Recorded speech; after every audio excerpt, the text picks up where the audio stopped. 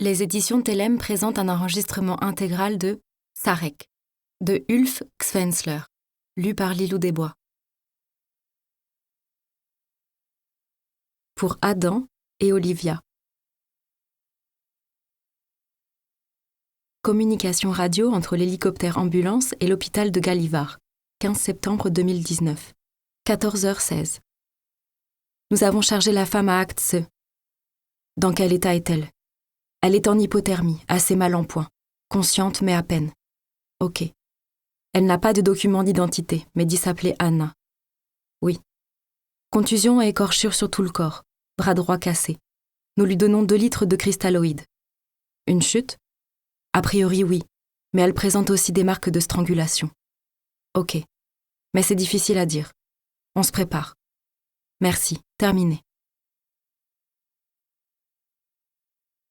Stockholm, juillet 2019. J'adore Stockholm à la mi-juillet. Les habitants du centre-ville fuient vers Gotland, à Bastard ou sur la Riviera. La ville entre dans sa torpeur estivale. On l'a un peu pour soi tout seul. C'était un samedi soir. Le soleil avait cogné fort toute la journée. Il faisait plus frais maintenant que le soleil ne s'engouffrait plus jusque dans les rues minérales de la ville. J'étais à mon bureau depuis 7h du matin et j'avais décidé de rentrer à la maison à pied pour prendre un peu l'air. À mesure que l'on s'éloignait du centre-ville, on voyait et on entendait de moins en moins de touristes. Les rues du quartier de Vasatan étaient presque désertes. D'ici quelques heures, à la tombée de la nuit, les fêtards afflueraient vers Audemplan, éméchés et bruyants. Mais alors je serais couchée depuis longtemps.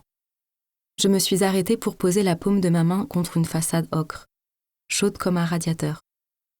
Je pensais prendre à manger en chemin, et j'ai appelé Henrik pour savoir s'il voulait quelque chose. J'ai commandé un pokéball au saumon pour lui et un menu sushi 11 pièces pour moi au restaurant japonais de notre quartier. Quand je suis passée récupérer les plats, le patron m'a salué gaiement de la tête derrière son comptoir. Après tout, nous y passions au moins 2 fois par semaine. J'ai continué jusqu'à notre porche avant d'entrer et de prendre l'ascenseur jusqu'au 5e étage. Depuis le vestibule, j'ai appelé Henrik. « Tu es là ? » ?»« Salut. » Sa réponse sourde venait du séjour. On entendait la télévision. En entrant dans la cuisine, j'ai découvert les piles de vaisselle dans l'évier et la table de la cuisine en désordre. La tasse de café sale qui traînait à la place d'Henrik, de l'essuie-tout en boule, des miettes de pain. J'en ai presque pleuré. C'était samedi. J'avais travaillé plus de 12 heures, comme presque tous les jours cet été. J'avais appelé Henrik pour lui demander ce qu'il voulait manger. J'avais commandé des plats que j'étais allée chercher, et il n'avait même pas eu l'énergie de sortir du canapé pour ranger après lui, et encore moins de sortir des verres et quelque chose de frais à boire. Il était en vacances et passait toutes ses journées à l'appartement. Cette maudite cuisine géante avec de la place pour 10 personnes. À quoi peut-elle seulement nous servir ? Nous sommes pathétiques. La télévision s'est tue, et il s'est pointé juste après en traînant les pieds. « Écoute là, j'en ai vraiment ras-le-bol », ai-je commencé, la voix tremblante d'irritation. « Je me suis occupée du dîner, tu ne pourrais pas au moins ranger la cuisine ? Le bazar que tu y as mis toi-même ? Ça aussi c'est à moi de le faire ?» Sans rien dire, Henrik a mis la tasse de café dans l'évier, jeté l'essuie-tout, pris la lavette et commencé à essuyer la table. À en juger par son langage corporel, c'était pour lui un effort presque surhumain. J'ai soupiré, puis me suis servi un grand verre d'eau gazeuse. Je crois qu'il va falloir repousser la montagne. Henrik a relevé les yeux mais n'a pas prononcé un mot. Il s'est contenté de continuer à essuyer la table en silence. Je ne peux pas me permettre de m'absenter une semaine en ce moment. Ai-je repris ? Je vois. Je peux prendre des vacances début septembre à la place. Il faut juste voir si ça colle pour Milena. Oui, bien sûr, je l'appelle. J'étais trop en colère et contrariée pour manger à la même table que lui. J'ai préféré prendre une longue douche à la place. Le jet brûlant a balayé une grande partie de ma frustration. Bientôt, j'ai regretté avoir engueulé Henrik. J'étais fatiguée. J'avais surréagi. Nous nous sommes réconciliés plus tard dans la soirée. Henrik m'a adressé un sourire pâle quand je lui demandais pardon en l'enlaçant. Nous avons bu un verre de vin et regardé la suite d'une série sur HBO, serrés l'un contre l'autre sur le canapé. Je me suis endormie au milieu de l'épisode. Réveillée par le générique, j'ai embrassé Henrik et suis allée me coucher. Il est resté sur le canapé, fixant l'écran d'un regard apathique. Comment en sommes-nous arrivés là? Est-ce que je sais seulement encore qui est Henrik? Extrait de l'interrogatoire du témoin Anna Samuelsson. 88 02 16 33 82. 16 septembre 2019. Hôpital de Gällivare. Conduit par l'inspecteur Anders Suhonen. Voilà, ça tourne. Bonjour Anna, je suis Anders. Bonjour. Je vous remercie d'accepter de me parler. Je comprends que vous êtes épuisée et que vous souffrez. Mais dans ce genre de situation, il vaut mieux faire le plus vite possible. Oui. Si vous vous sentez trop fatigué ou que vous avez trop mal, nous ferons une pause, ou même remettrons à demain. Ça vous va? Oui. Vous me promettez de me le dire? Oui. Là, en ce moment, vous ne souffrez pas? Ça va. Très bien. Quelques questions administratives d'abord, comme ça ce sera enregistré. Vous vous appelez? Anna Signe Samuelsson. Numéro de sécurité sociale. 88 02 16 33 82. Lieu de résidence? Stockholm. Votre profession? Je suis juriste. État civil? Silence. Anna? Êtes-vous mariée, célibataire ou... Fiancée. Avec? Henrik Longman. Était-il avec vous pendant ce voyage? Silence. Henrik vous a-t-il accompagné au Sarek? Oui. Henrik Longman, vous disiez. Connaissiez-vous son numéro de sécurité sociale? 82 03 02 71 41. Très bien. Alors nous... Avez-vous trouvé Milena? Non. Milena? Tankovic. Elle est... Quand... Quel jour sommes-nous? Lundi, le 16 septembre. Hier, je crois, nous nous sommes séparés. Silence. Milena Tankovic? Était-elle en vie quand vous l'avez vue pour la dernière fois? Silence. Sanglots. Anna? Est-ce que Milena était vivante quand vous vous êtes séparés? Sanglots. Non. Mais vous devez la retrouver. Elle n'était pas en vie? Non. Sanglots. Milena Tankovic, disiez-vous? Oui. Était-elle avec vous depuis le début de cette randonnée? Oui. Connaissez-vous son numéro de sécurité sociale? Non. Où vous êtes-vous séparés? Silence. Sanglots. Je ne peux pas. Mais êtes-vous allé... Vous avez été retrouvé près d'Axe. Là, vous étiez seul. Savez-vous combien de temps vous avez marché seul? Silence, sanglots. Ou bien pensez-vous que nous pouvions aussi trouver Milena dans les environs d'Axe? Je ne sais pas. Je vais chercher une carte. Comme ça, nous verrons si vous pouvez me donner une idée d'où peut être Milena. Et Henrik. Ça vous va? Silence. Vous étiez bien tous les trois à marcher. Vous, Henrik et Milena? Inaudible. Comment? Il y avait encore quelqu'un d'autre. Je sais exactement où et quand j'ai entendu parler de lui pour la première fois. C'était le vendredi 30 août. Milena et moi déjeunions ensemble chez Miss Clara, sur Sveavägen. Le temps était ensoleillé et chaud, mais le fond de l'air était frais, et la lumière plus blanche que d'habitude. On sentait l'automne arriver. Nous nous étions retrouvés à midi, à Nature Compagnette pour renouveler notre équipement. Nouvelle cartouche de gasoil pour le réchaud, nouvelles chaussettes fines en laine, anti-moustiques et rations lyophilisées. J'avais réservé une table à 1h moins le quart. Une demi-heure plus tard, nous avions terminé et profitions chacune d'un expresso. L'addition était payée. Il aurait fallu que je me dépêche de retourner au bureau. Une longue pause déjeuner comme celle-ci signifiait travailler tard le soir, même un vendredi.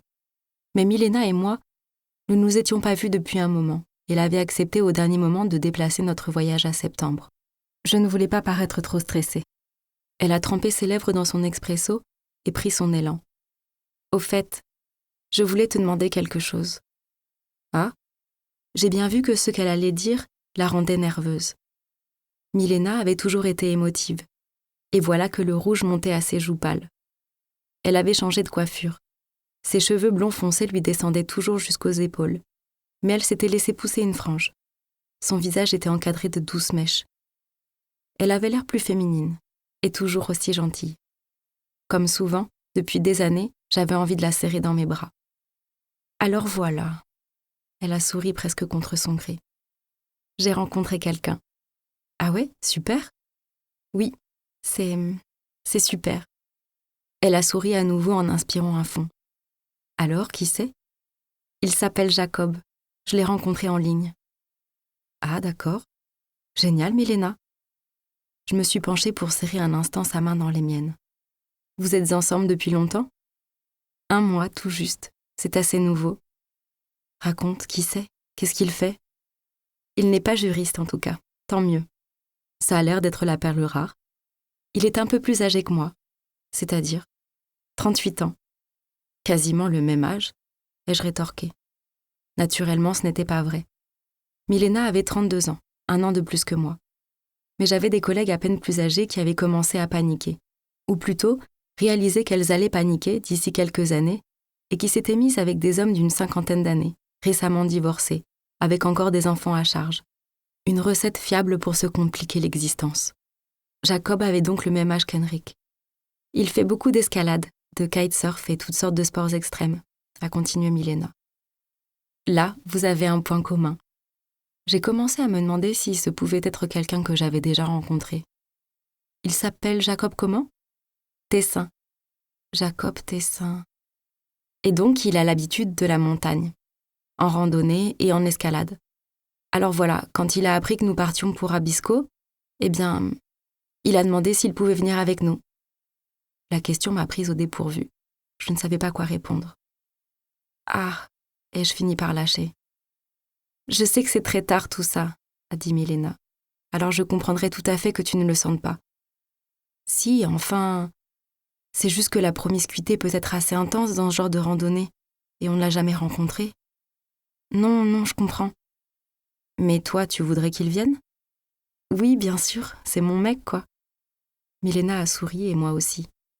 Il faut que je pose la question à Henrik. Oui, évidemment. On part tout juste dans 1 semaine. Il peut prendre le train en marche comme ça? Il ne doit pas poser des jours de congé? Non, ça marche pour lui. Il bosse dans quoi? Il est consultant. Une boîte qui s'appelle BCG. Oui, je connais. Pardon, mais tu m'as rendue trop curieuse. Tu n'aurais pas une photo? Non, a dit Milena en sortant à contre-cœur son portable de sa poche. C'est dingue, mais je n'en ai pas. Elle a tripoté son portable comme s'il avait pu contenir une photo de Jacob qu'elle aurait oubliée. Pas grave. Je me disais juste que s'il fait de l'escalade et tout ce genre d'activité, c'est peut-être quelqu'un que j'ai déjà rencontré. Non, désolée, je n'ai pas de... Un court silence. J'ai souri à nouveau. Je vais en parler à Henrik et on se rappelle bientôt? Je trouve super chouette que tu aies rencontré quelqu'un, Milena. Vraiment. Merci. Et je suis drôlement curieuse de le rencontrer, crois-moi. C'est juste que... Il faut réfléchir à la chose, c'est tout. Non, mais je comprends. Et je veux dire, si vous ne le sentez pas, dites-le simplement, il n'y a pas de problème. Ça marche. Nous avons quitté le restaurant et nous nous sommes séparés sur le trottoir en nous embrassant avec la promesse de se téléphoner d'ici la fin du week-end. En retournant au travail, ma curiosité a pris le dessus. J'ai surfé sur le site de BCG et cherché Jacob Tessin. BCG, Boston Consulting Group, est un des cabinets de conseil les plus importants et prestigieux au monde. Sa réputation a été quelque peu écornée en Suède après son implication dans le fiasco du projet de nouvel hôpital Ny Karolinska, mais quand même. Beaucoup y postulaient, peu étaient élus. Ils travaillaient et gagnaient à peu près autant que nous, les avocats d'affaires. Les semaines de 24 heures n'y étaient pas inhabituelles. Les salaires annuels dignes de PDG cotés en bourse non plus. Mais je n'ai trouvé aucun Jacob Tessin, ni de Jacob Tessin, ni avec les 2 ou 3 variantes orthographiques que j'ai pu imaginer. Cela ne m'a pas paru si bizarre que cela. Beaucoup de sites ont des fonctions de recherche défectueuses, même si on pourrait attendre d'une société comme BCG qu'elle soit capable de mettre en ligne un site fonctionnel. Je savais qu'il était courant que des consultants de ce niveau se voient détachés pour des projets dans d'autres pays. Je suis alors plutôt allée voir sur Facebook. Et là, il y était. Jacob Tessin. Il était grand et mince, semblait athlétique, avec une musculature que je connaissais chez les adeptes d'alpinisme et d'autres sports d'endurance. Rien à voir avec des muscles sculptés sans but devant le miroir d'une salle de sport. Il avait des cheveux bruns foncés, coupés courts et un teint hâlé. Il semblait être une de ces personnes heureusement loties qui ne prennent jamais de coups de soleil. Presque toutes les photos le montraient pratiquant divers sports. À la montagne, en kayak de descente, équipé pour le kitesurf sur une plage. 3 gars alignés bras dessus bras dessous en forêt avec des tenues de mountain bike. Jacob au milieu, tous crottés et heureux comme des gamins. Nulle part on ne discernait son regard. Sur toutes les photos, il portait des lunettes de soleil sportives qui épousaient la courbe de la tête et reflétaient le monde environnant dans toutes les couleurs de l'arc-en-ciel. Puis, j'ai trouvé une série de photos qui se distinguaient des autres. Jacob et 2 copains en vacances dans un pays méditerranéen. Peut-être l'Espagne ou le Portugal. Des photos de surf, de plage, mais aussi quelques-unes prises dans le centre historique délabré d'une petite ville, avec des ruelles étroites et des boutiques visiblement destinées aux touristes. Et d'autres prises le soir, dans une taverne, montrant Jacob et ses copains en terrasse. À l'arrière-plan, on distinguait une rue bien plus animée, avec des lanternes colorées et les lumières chaudes d'une autre terrasse. Je sentais presque la brise chaude sur ma peau, la légère ivresse après quelques verres de vin, la joie de vivre. J'avais envie de tout ça. Et Jacob avait remonté ses lunettes de soleil sur son front. Il souriait à l'objectif. Ses yeux bruns brillaient. Extrait de l'interrogatoire du témoin Anna Samuelson, 88 02 16 33 82, 16 septembre 2019, hôpital de Gällivare, conduit par l'inspecteur Anders Sionen. Voyons voir. Si vous pouviez nous indiquer sur la carte à peu près où vous pensez que nous devrions chercher Henrik et Milena. Et Jacob. Je ne sais pas. Essayons, Anna. Pas besoin de l'endroit exact. Le Sarek est vaste. Alors, si nous pouvions juste un peu diminuer la zone de recherche, ce serait bien. Nous vous avons trouvé ici. Silence. Et je suppose que vous arriviez à pied de l'intérieur du parc. Vous marchiez donc vers l'est, comme ça ? Avez-vous longé cette rivière-là ? Vous vous en souvenez ? Aviez-vous la rivière sur votre droite ? Silence. Je crois. Et vous marchiez seul ? Ou l'un des autres était-il avec vous ? Milena. Elle était avec moi un peu. Donc Milena et vous avez un peu marché ensemble ? Oui. Et donc, d'où arriviez-vous ? Vous vous en souvenez ? Êtes-vous passé à Rogerstorget ? Silence. Anna ? Vous rappelez-vous quoi que ce soit de ce qui s'est passé ? Silence, sanglot. Bon, on a avancé. En ce qui concerne Milena, c'est bien. On s'en contentera pour aujourd'hui. Reposez-vous maintenant, nous continuerons demain, si vous en avez la force. Silence. Et vous pouvez raconter dans l'ordre que vous voulez, à votre rythme. J'écouterai.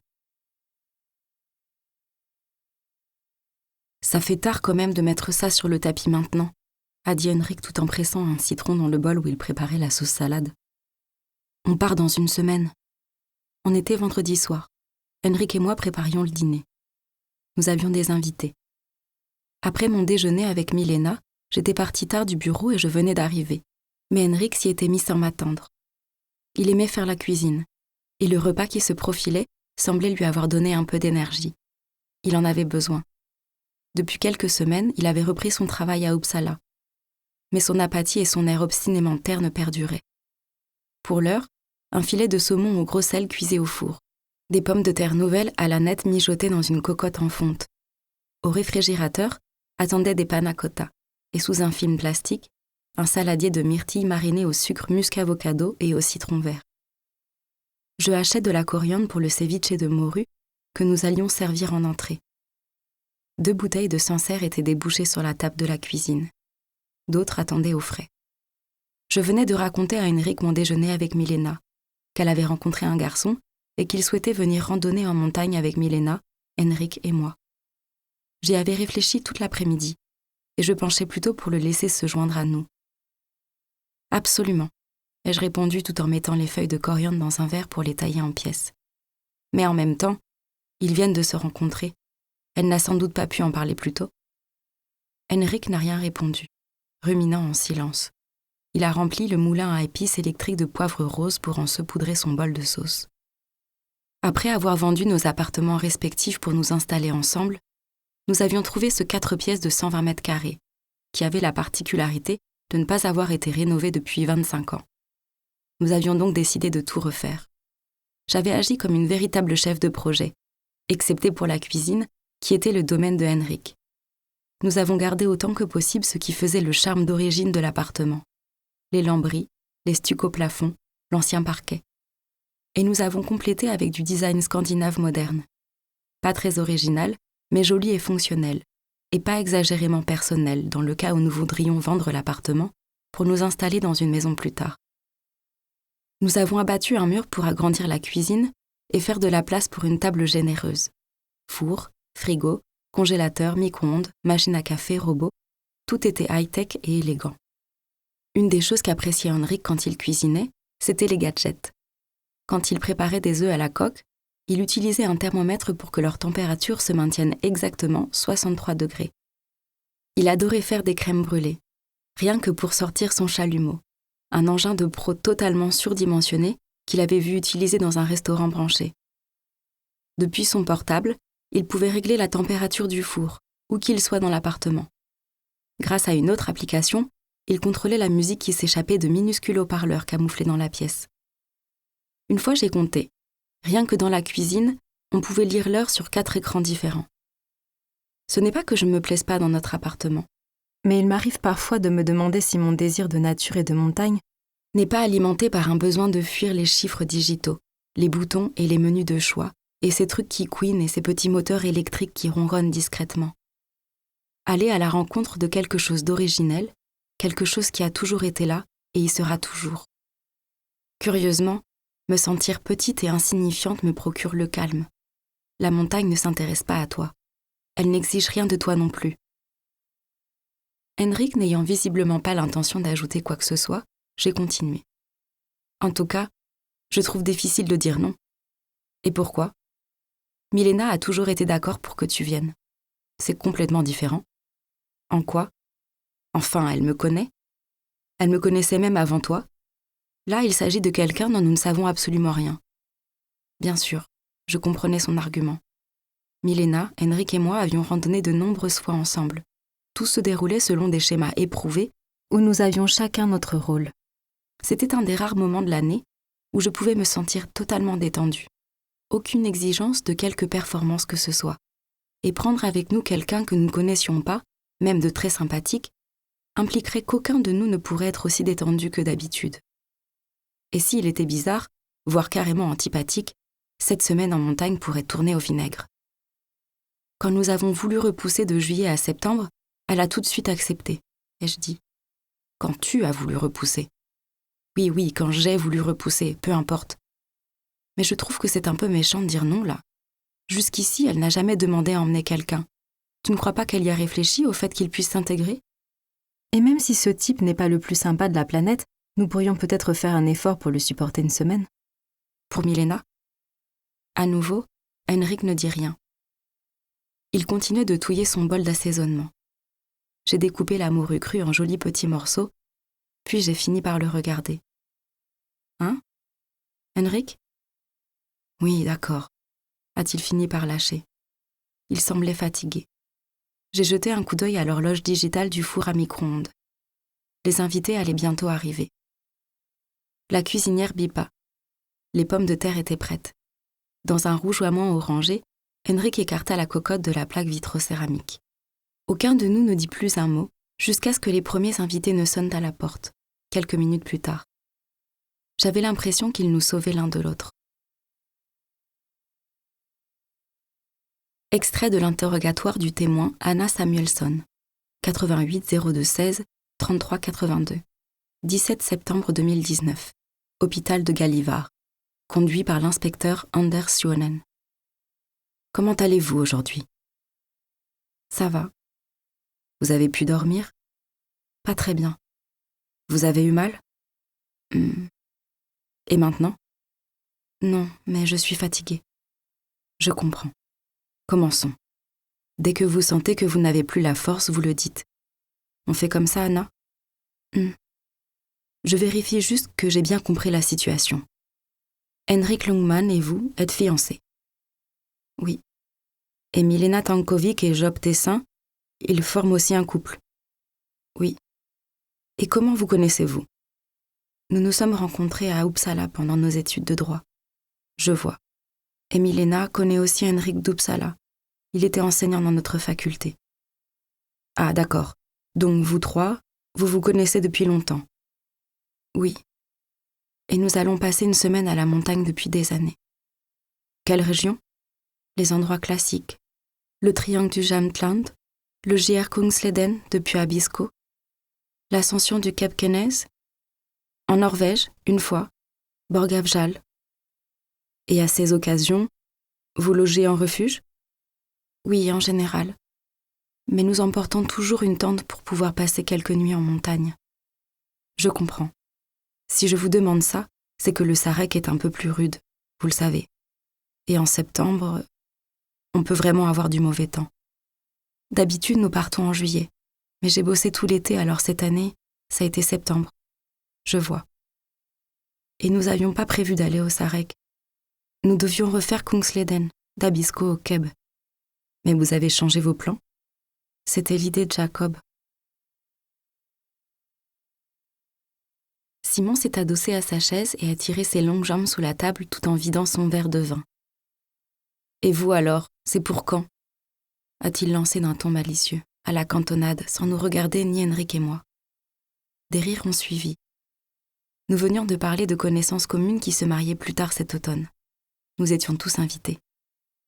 Henrik a souri, avec une grimace, comme si la question était sensible. « Quel beau temps, n'est-ce pas » a-t-il esquivé en saisissant la bouteille. « Quelqu'un veut encore du vin » À nouveau, des rires ont fusé autour de la table. Sa tentative de diversion surjouée avait fonctionné. En voyant Henrik plaisanter avec une telle décontraction à ce sujet, personne ne pouvait deviner que la question était réellement sensible. Tout vient à point qui sait attendre, ai-je souri. Bla bla bla, a lâché Simon, ce qui m'a fait comprendre qu'il avait bu plus que d'habitude. Il était actionnaire du cabinet où je travaillais, et nous avions disputé ensemble à 2 reprises la régate de Sandan-Uto. Sa femme, Jennifer, directrice des relations publiques d'une société cotée en bourse, lui a adressé un regard inquisiteur. Elle avait remarqué la même chose que moi. « Henrik, » a continué Simon, « c'est toi qui hésites? Tu crois que tu peux trouver mieux qu'Anna, c'est ça ?»« Simon, » l'a coupé Jennifer. « Quoi? Tu calmes. »« Oui, je me calme. Parfois il faut du calme, mais parfois il faut aussi se grouiller un peu. Par exemple, et ce n'est qu'un cas hypothétique. Purement hypothétique. Quand on est fiancé depuis 2 décennies et que... » Un chœur de protestation réunissant Jennifer, Erika, Olof et moi a couvert la voix de Simon. Henrik a baissé les yeux vers la table. Il souriait toujours, mais son sourire s'était figé. Erika, son ancienne acolyte du Juridicum d'Uppsala, aujourd'hui professeure à l'université de Södertörn, l'a dévisagée, l'air presque soucieuse. Olof et elle étaient les seuls de la bande à avoir déjà fait des enfants. « Simon » a répété Jennifer, un brin plus cassante cette fois. « Bon, pardon d'essayer d'avoir la réponse à la question que tout le monde se pose » a dit Simon. J'ai regardé Henrik. « Bien, comme ça je sais qui rayer de la liste des invités. » ai-je lâché. Henrik a esquissé un sourire forcé. « Qui ça? Quelle liste des invités ?» a demandé Marc. Val et lui revenaient du balcon où ils venaient de fumer une cigarette. Marc était directeur d'investissement dans une banque que nous avions aidé pour quelques grosses opérations. Val, son mari, était chorégraphe. « Simon ne sera pas invité à notre mariage, » lui ai-je expliqué. « Vous avez décidé d'une date? C'est quand ?» a voulu savoir Marc. Je me suis contentée de secouer la tête. « Et sinon, vous partez à la montagne cette année ?» a demandé Erika, s'empressant de venir à notre rescousse. « Oui, on part dans 1 semaine, » dit Henrik. « Avec... Comment s'appelle-t-elle déjà ?»« Milena, oui, tout à fait. »« On peut se marier à la montagne, vous savez, » a glissé Simon, sans faire rire personne cette fois. Il était passé de drôle à lourd. Jennifer n'a rien dit, mais l'a fixé d'un air irrité. « Et peut-être une personne en plus, » ai-je dit en jetant un coup d'œil vers Henrik. C'était une perche lancée pour échapper à ce bavardage sur notre mariage, pour le moment remis sine die. et je me doutais aussi que cela intéressait nos invités. Henrik m'a lancé un regard noir. « Ah oui, qui donc ?» a demandé Erika. « Milena s'est trouvée un petit ami. » Marc a froncé les sourcils. « Attends, c'est qui déjà, Milena ?»« Tu as dû la croiser ici quelquefois, à des dîners, » ai-je expliqué. « Une vieille amie à nous, d'Uppsala. Cheveux châtains, un peu plus petite que moi. »« Ah oui, » a fait Marc, « bien sûr, la femme silencieuse et mystérieuse. » « C'est elle que tu avais essayé de caser avec Truls Kofod ?» a demandé Simon. « Non, je les avais juste placés côte à côte à un dîner. »« Mais c'est bien elle qui est toujours célibataire, » a insisté Marc. Henrik semblait à présent irrité. « Non, elle n'a pas toujours été célibataire. »« Ah bon ?» ai-je dit. « Non, » a confirmé Henrik. « Pas du tout, elle a eu des mecs. »« Bref, » ai-je repris. « Elle a rencontré un type qui s'appelle Jacob, qui bosse chez BCG et qui apparemment va souvent en montagne.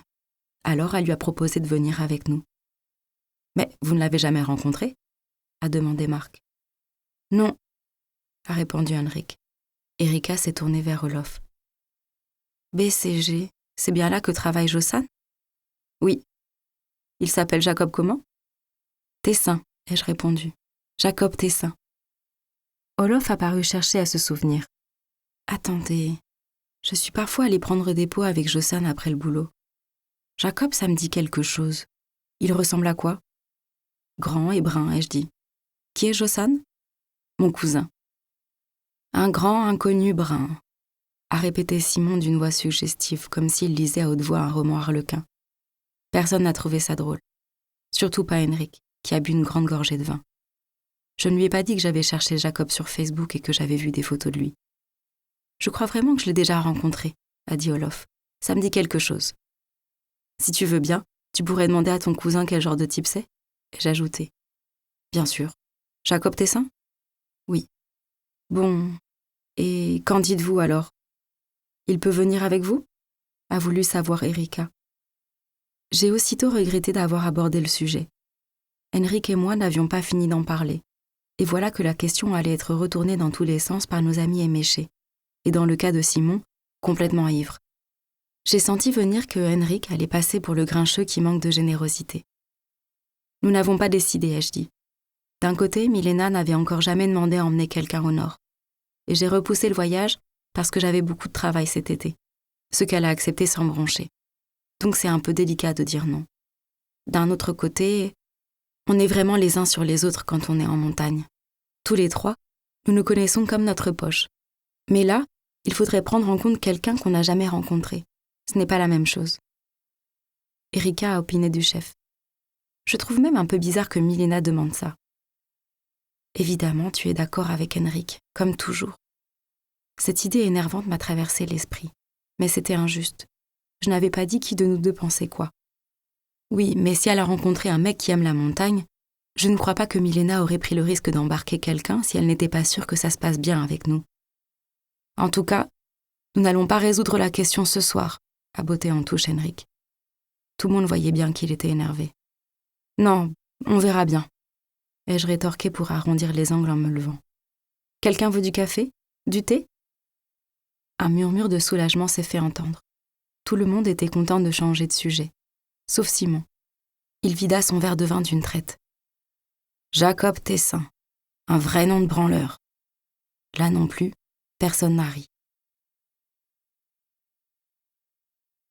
Le samedi du départ, nous nous sommes levés tôt pour faire les bagages. Tout l'équipement était prêt. Il ne restait plus qu'à le faire rentrer dans les sacs à dos. Ça ne m'a jamais ennuyé de faire les bagages, surtout pour partir en montagne. Si je pouvais y consacrer tout mon temps, je crois que ça ne me dérangerait pas. Tout l'attirail qu'on utilise en randonnée me rappelle des moments forts de précédents voyages. Quand je fourre dans mon sac la petite bouteille que j'utilise pour du savon liquide, je sens le parfum de bois brûlé d'un vieux sauna m'emplir les narines. Je vois un versant de montagne par une petite fenêtre. Mais ce samedi-là, je ne pouvais pas me contenter de m'occuper des bagages. Je devais aussi travailler, ce qui a rendu la journée morcelée et stressante. J'allais être absente une semaine et j'avais beaucoup de choses à boucler avant de partir. Ces journées en montagne sont les seules de l'année où je ne suis pas joignable. Le reste du temps, clients comme collègues savent qu'ils peuvent m'appeler n'importe quand. Tout au fond de nos sacs, nous avons mis nos vêtements de rechange, sous-vêtements thermiques et chaussettes, qui doivent à tout prix rester secs.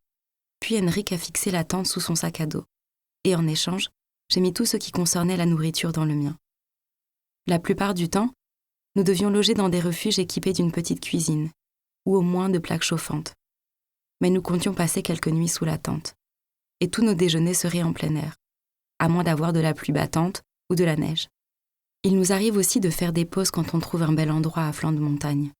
J'ai donc embarqué la recharge de gasoil et le réchaud Tranja, avec tous ses accessoires, ainsi que les provisions. Des flocons d'avoine pour faire le porridge au petit déjeuner, des soupes en sachet, des macaronis précuits pour épaissir la soupe, quelques plats lyophilisés. La boîte pouvant contenir 4 épices différentes, du café en poudre, des noix et des raisins secs, du chocolat et quelques paquets de bonbons.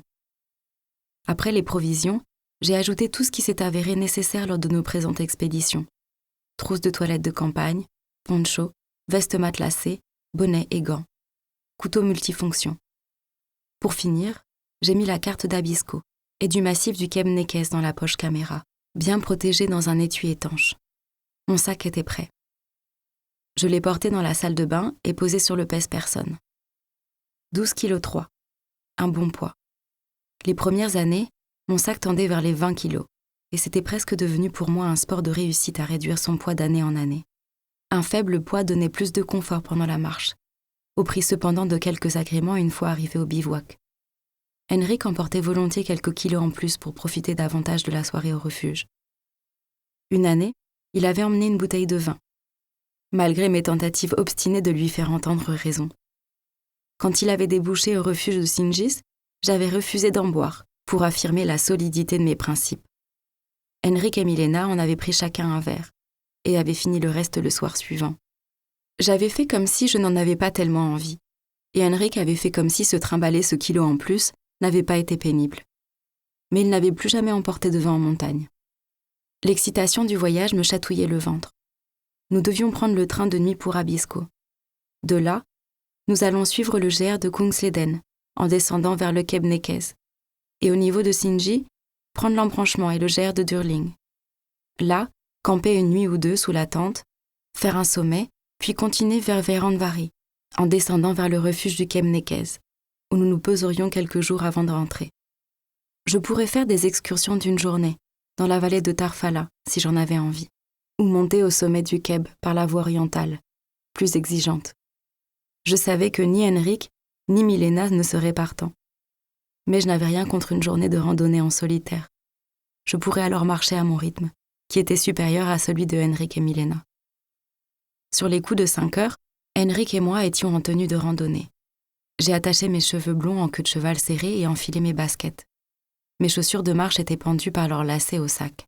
Je les soulevais, balançais sur une épaule avant de le faire sauter pour passer sur l'autre bras. Henrik a fait pareil. Nous avons fermé l'appartement derrière nous.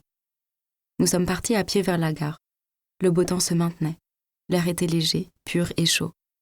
La ville respirait à un rythme lent. Quelques flâneurs nous regardaient passer avec nos gros sacs à dos. Leur poids était familier et agréable. De nouveaux muscles étaient sollicités dans les jambes et le ventre, tandis que le corps s'adaptait pour porter cette charge tout en gardant son équilibre. Je me sentais souple, forte et pleine d'énergie. Nous avons pris chacun un double expresso au parc Tegnerlunden, notre dernier bon café de toute la semaine. Il était délicieux et les oiseaux gazouillaient dans les arbres autour de la statue de Strindberg. J'avais hâte de rencontrer enfin Jacob Tessin. Le vendredi précédent, une fois les invités partis, Henrik et moi étions fâchés, et nous nous étions à peine parlé avant d'aller nous coucher. Henrik avait abordé le sujet le lendemain au petit déjeuner. Il était d'accord. Nous pouvions difficilement refuser à Milena d'emmener Jacob. J'étais soulagée de ne plus avoir à argumenter à ce sujet. Je lui avais dit que je comprenais exactement ce qu'il éprouvait, et que moi aussi, j'aurais préféré qu'il n'y ait que lui, Milena et moi, comme d'habitude. Si ça ne se passe pas bien, on partira tous les deux, les prochaines fois. Le dimanche venu, j'avais appelé Milena. Nous en avons parlé et nous serions ravis que Jacob se joigne à nous. « Ah, super !» avait répondu Milena, d'un ton moins enjoué que ce à quoi je m'attendais. En même temps, elle n'était pas du genre à s'épancher, mais j'espérais sans doute un peu plus d'enthousiasme. Elle avait probablement autre chose en tête. et je n'y avais plus pensé. À mesure que le départ approchait et que les préparatifs devenaient plus concrets, le sujet Jacob était passé au second plan. Milena et lui n'étaient qu'après tout qu'une toute petite partie de l'aventure. Et même s'il se révélait pet sec ou taciturne, blagueur lourdingue ou simplement antipathique, il restait tant de choses qu'il ne pourrait pas m'enlever. Le contact avec la nature, la bonne fatigue après de longues heures de marche, le bon goût qu'avait alors la nourriture, les belles nuits de sommeil. Oui, il pouvait être source d'irritation. Non, il ne pouvait pas me gâcher mes vacances à la montagne. Bien sûr, il aurait été naturel de se rencontrer un soir pendant la semaine avant notre départ, pour faire connaissance, mais le temps manquait. Nous allions à présent le découvrir d'ici quelques minutes, et c'était la curiosité qui dominait. Qui était donc Jacob Tessin, le premier garçon que mon ami de 10 ans me présentait comme son petit copain? Nous avons continué à descendre Upplandsgatan, dépasser Norra Bantorget et Privasakatan. Le bruit de la circulation y était plus fort, le flux des piétons plus dense dans toutes les directions. Vivement la montagne où on n'avait plus jamais besoin de s'écarter pour éviter une autre personne. Nous sommes bientôt entrés dans la grande salle d'attente de la gare centrale. Les pas et les voix se répercutaient sur le plafond voûté, très haut au-dessus de nos têtes, un écho que j'associais aux valises, aux billets de train, au départ. Et là-bas, au milieu, près de la rambarde circulaire, je les ai vus. Milena et Jacob. J'ai d'abord remarqué sa taille. S'il m'avait déjà semblé grand sur ses photos Facebook, c'était encore plus frappant dans la réalité. Milena, pourtant de taille moyenne, semblait toute petite à côté de Jacob. Ma seconde impression fut également confirmée. Il était athlétique. Son sac à dos était posé sur le sol en pierre. Il portait un t-shirt sans manches, les mains dans les poches. Ses bras étaient musclés, noueux et bronzés. Sa posture, elle aussi, était athlétique. Dos droit, torse en avant. Il tenait Milena par la main. C'était mignon.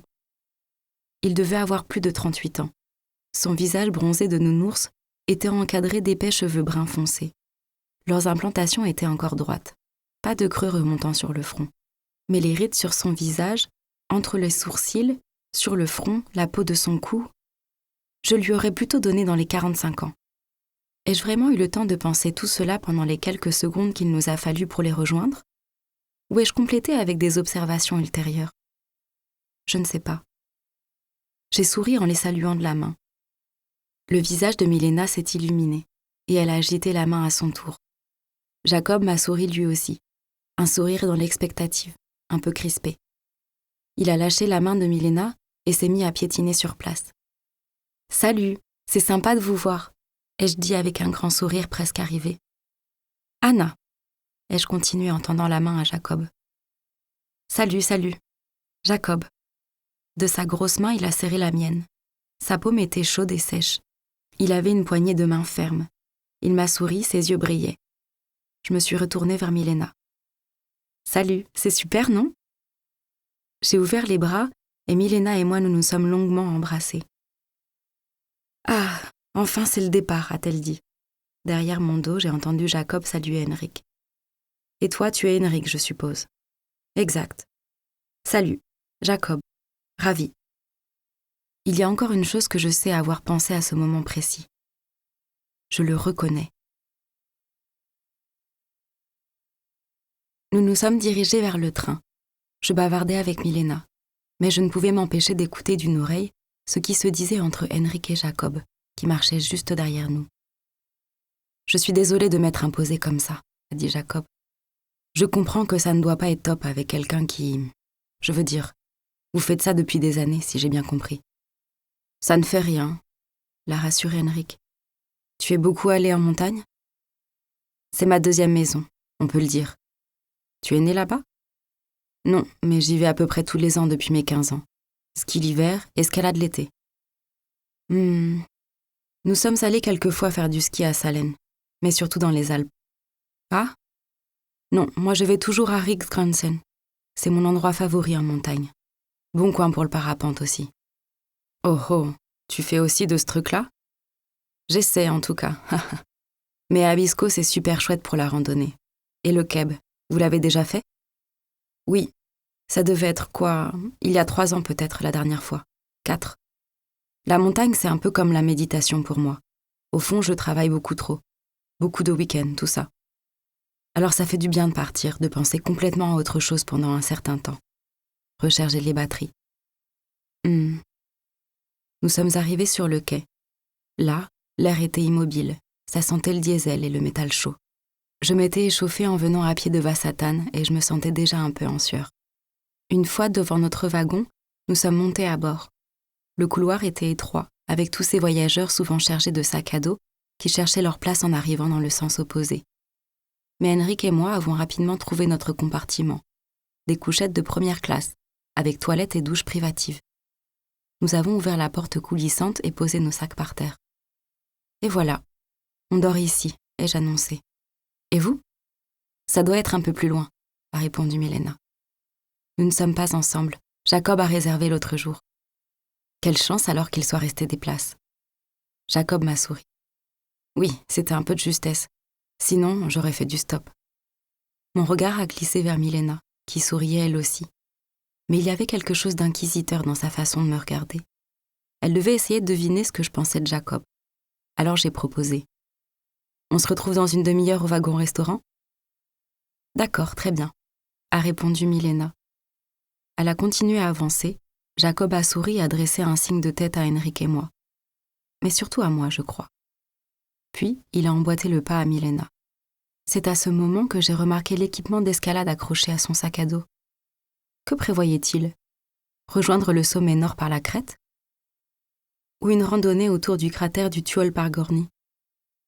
J'ai refermé la porte coulissante et je me suis affalée sur un strapontin. Henrik était déjà assis sur la banquette en face de moi. Nous nous sommes regardés.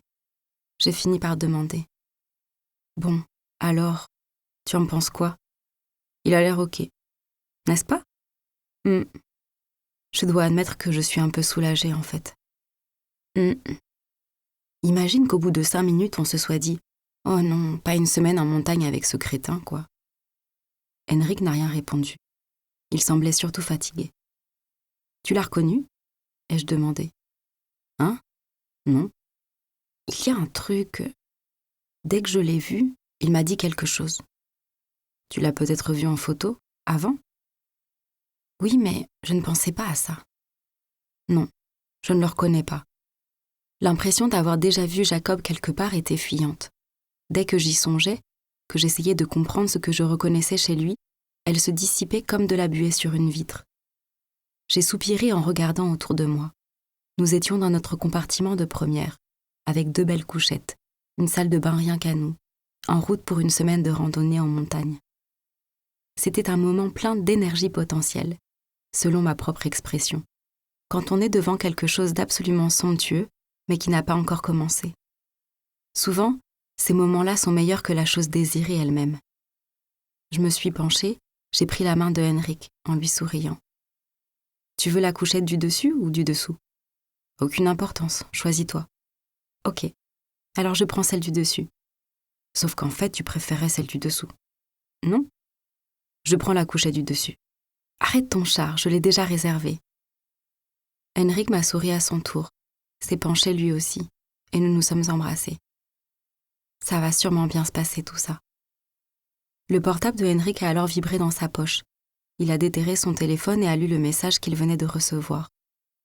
J'ai vu une imperceptible ride se dessiner entre ses sourcils. A-t-il fait. Qu'est-ce qu'il y a ? Henrik n'a pas répondu tout de suite. Il a inspiré à fond et s'est redressé sur la banquette. C'est Erika. Qu'est-ce qu'elle écrit ? Elle écrit, voyons. Merci encore pour l'invitation, c'était super cool de se voir. Olof a demandé à son cousin. Il n'y a pas de Jacob Tessin chez BCG. Ça vaut ce que ça vaut. Amusez-vous bien en montagne. Extrait de l'interrogatoire du témoin Anna Samuelsson, 88 02 16 33 82, 17 septembre 2019. Hôpital de Gällivare, conduit par l'inspecteur Anders Jönen. Et comment avez-vous réagi en entendant ça ? Silence. Anna ? J'étais énervée par le comportement d'Henrik. Ah oui ? Il en faisait toute une affaire. Je comprends. Je n'avais pas non plus trouvé de Jacob chez BCG en cherchant sur Google. Mais je n'ai pas trouvé ça si étrange. Non. J'avais peut-être mal entendu quand Milena m'a dit où il travaillait.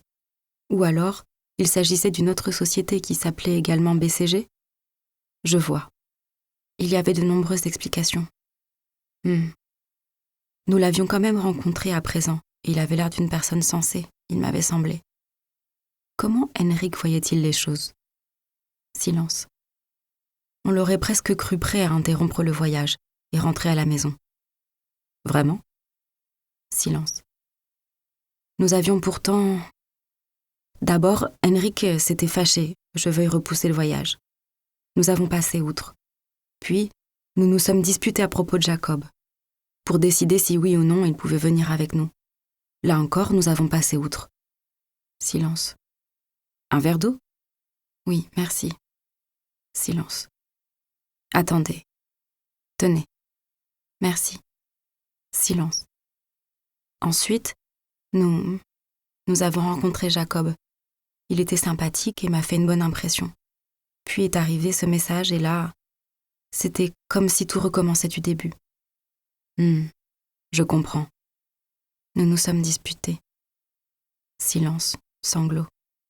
Des détails pareils, mon Dieu. Vous voulez faire une pause? Sanglots. Quand nous sommes arrivés au wagon-restaurant, Jacob et Milena avaient déjà pris une table. Jacob devant une bouteille de bière et Milena un verre de vin. Ah, sympa, la fête a déjà commencé à ce que je vois, ai-je lâché. Allez vous chercher quelque chose, on garde la table, a dit Milena. Henrik et moi avons rejoint la queue. Le wagon-restaurant était vieux et décati, datant peut-être des années 90, mais avec un design rétro, censé évoquer le luxe des années 30. La peinture était usée sur les boiseries, il y avait ici et là un trou dans le rembourrage des sièges. Le wagon était bondé et très mélangé. Apparemment beaucoup de randonneurs comme nous, mais aussi une famille avec des enfants qui montaient peut-être rendre visite à un parent dans le Norrland, et quelques types d'une 50aine d'années qui, à en juger par le volume sonore, s'étaient déjà enfilés quelques bières. Ceux qui venaient d'emporter leurs commandes repartaient avec leurs plateaux chargés, en les pliant légèrement sur les genoux, pour parer à d'éventuels chaos du train, et tentaient de trouver une place. On avait le droit de se serrer avec des gens qu'on ne connaissait pas. J'ai vu Jacob et Milena expliquer aimablement à deux retraités que les places à leur table étaient déjà occupées par des personnes qui faisaient la queue. Celle-ci ne faisait que grandir, et emplissait à présent presque la moitié de l'allée centrale du wagon-restaurant. Je suis retournée proposer à Jacob et Milena de prendre aussi leur dîner, pour pouvoir manger ensemble sans perdre énormément de temps. Ils m'ont indiqué leur commande. À la fenêtre, filait un paysage plat, dans la lumière rasante d'automne. Des champs de chaume, des bosquets, un taillis de bouleaux le long d'un fossé. Une voiture a roulé un moment sur une nationale parallèle à la voie ferrée, mais n'a pu maintenir l'allure et a disparu. Une petite ville avec un passage à niveau et une gare désaffectée. Des jeunes rassemblés autour d'un snack dans la rue. Ça filait, filait. Nous avons regagné la table avec 2 plateaux débordants. 2 portions d'émincier de rennes purée, une tartine à la crevette, un wrap de poulet, 3 petites bouteilles de vin, une bière et quelques sachets de cacahuètes et de chips pour l'apéritif. Jacob a sorti son portefeuille pour payer son dîner et ses boissons en liquide. Un billet de 200. Je n'avais pas de monnaie, mais je lui ai dit que ça s'équilibrerait sûrement au cours de la semaine. Nous nous sommes répartis le contenu des plateaux. J'étais certaine que Milena sentait le silence qui s'était installé entre Henrik et moi. Elle savait que quelque chose clochait. Jacob a décapsulé sa bière et demandé. « Bon, et alors, vous vous êtes rencontrés comment ?» Il nous a souri gaiement, à Henrik et moi. Avait-il lui aussi senti la tension entre nous? Était-ce là une tentative de nous amener à nous parler? Nous nous sommes regardés. « Toi ou moi ?» ai-je demandé. « Raconte-toi » a lâché Henrik d'une voix sourde. Uppsala, novembre 2009. C'est un jeudi soir à la Nation de Stockholm, l'un des 13 clubs qui animent la vie étudiante à Uppsala. La soirée à ne pas manquer. Mais avant que la fête et la danse ne commencent dans l'aile moderne de l'association, une conférence doit avoir lieu dans le bâtiment historique datant du milieu du XIXe siècle. L'orateur du jeudi est une des nombreuses vieilles traditions du lieu. Un invité fait une conférence d'1 heure, puis on offre à l'orateur et à quelques personnes triées sur le volet de la soupe aux pois et du punch. Et c'est la raison pour laquelle je dispose des marque-places autour d'une longue table dans le petit salon qui jouxte la salle des fêtes où se tient la conférence. Car c'est moi qui l'organise. C'est une mission inhabituelle pour une étudiante nouvelle à Uppsala et au sein de la nation. Mais le trimestre était commencé depuis quelques semaines, et personne n'ayant manifesté son intérêt pour cette tâche, je me la suis vue proposer par Karl, le premier secrétaire, le poste le plus élevé dans l'administration de la nation. J'avais indiqué lors de mon inscription être prête à m'engager, et n'avais donc pas pu refuser. Je m'en occupe depuis quelques mois maintenant, mais j'ai quand même le trac pour ce soir. Les orateurs qui décrochent la timbale sont naturellement ceux qui sont connus hors de l'université, hors d'Uppsala. J'avais réussi à inviter une juriste connue pour ses interventions dans le débat public, ainsi qu'un chef d'entreprise en vue, grâce au contact de papa, et quelques comiques, célèbres grâce à la télévision, qui avaient commencé leur carrière à la Nation de Stockholm. Mais cette semaine, je n'ai pas aussi bien réussi. L'orateur de ce jeudi est Henrik Lundman, enseignant à la faculté de droit. J'ai cru comprendre qu'il était un peu une star à l'université. Il a gagné une sorte de prix du meilleur conférencier et rédigé plusieurs manuels de droit, alors qu'il n'a pas encore 30 ans. Il a également assuré quelques-uns des cours d'introduction pour les nouveaux étudiants en droit. Et c'est vrai, il est bon, meilleur que la plupart. Mais je ne peux pas dire qu'il m'ait subjugué. C'est donc un peu un pis-aller. Dans 2 semaines, ce sera Kajsa Bergqvist, médaille d'or olympique en saut à la perche. C'est le niveau supérieur. J'ai abordé Henrik après un cours et lui ai demandé s'il voudrait bien être notre orateur du jeudi. Il a cligné des yeux et a tardé un peu à répondre. Alors je lui ai proposé de déjeuner ensemble pour lui en dire plus. Il n'a sans doute pas trouvé d'excuses, au débeauté pour ce défilé, je suppose. Nous avons déjeuné. Ma nouvelle copine Milena était là aussi. Et je lui ai fait l'article pour lui vendre qu'être orateur du jeudi était une des missions les plus chics qu'on pouvait avoir à Uppsala, tout autant que de passer à la radio pour des causeries de l'été. Il a accepté sans grand enthousiasme. Pendant le repas, j'ai trouvé Henrik un peu fermé, fuyant, formel et poli. Difficile de croiser son regard. Est-il mignon ? Je ne sais pas. Il a un visage symétrique, lisse, pas de traces d'acné juvénile. Son teint tend vers le jaune pâle, comme chez quelqu'un qui bronze facilement au soleil, mais reste toujours à l'ombre. Ses joues et son menton rasés de près ont une ombre à peine visible de barbe. Ses cheveux bruns sont coiffés avec une raie de côté parfaite. Il doit sûrement mettre un peu de cire. Henrik n'est pas grand, plutôt légèrement en dessous de la moyenne, le corps un peu trapu. Chinos, chemise, veste. Dockside à semelle épaisse aux pieds. Élégant mais traditionnel. Et oui, un peu ennuyeux. Il paraît plus vieux qu'il n'est. Bien que ses cours ne m'aient jamais transcendé, il est clair que c'est là qu'il est le plus à son avantage. Sa voix possède une profondeur virile. Elle est assez forte pour passer dans un grand amphi. Son corps et son visage semblent prendre vie.